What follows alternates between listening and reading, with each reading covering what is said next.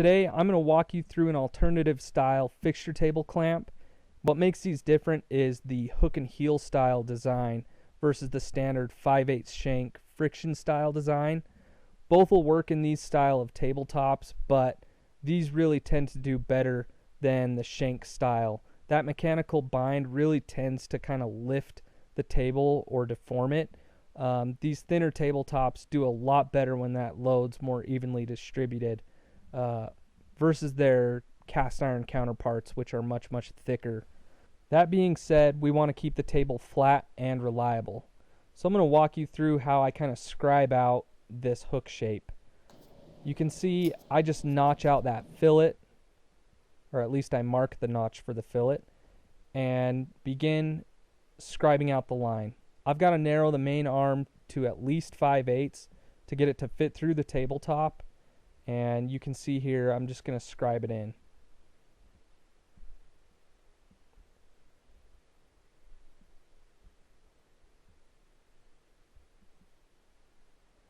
There's no real rocket science to it. I basically eyeballed everything. The next thing I've got to do is create the notch. The notch is important because it needs to be parallel with the bottom or top of the hook, however you're looking at it. So you'll see this line right here needs to be parallel. So I just follow that line, scribe a mark, and scribe another mark parallel, and make sure that those two lines are 1/4 inch apart. Those represent the distance in our table top and bottom.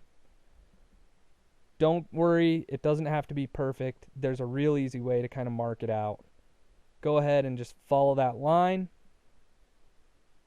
eyeball it, put it up against the bottom of the table, and mark the top line. Simple as that. Once you've got all your marks, take it to the saw, put on your safety glasses, and let it rip.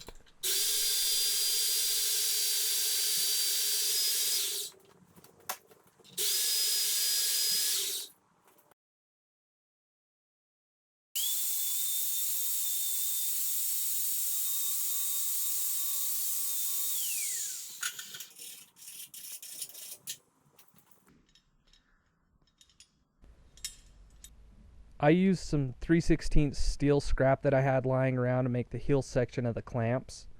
I'd made one already. It came out in kind of a U shape, so in order to duplicate it, I used some painter's tape and a rasp to create sort of a sticker that I could trace onto some scrap steel. You can see here that it was pretty quick and easy.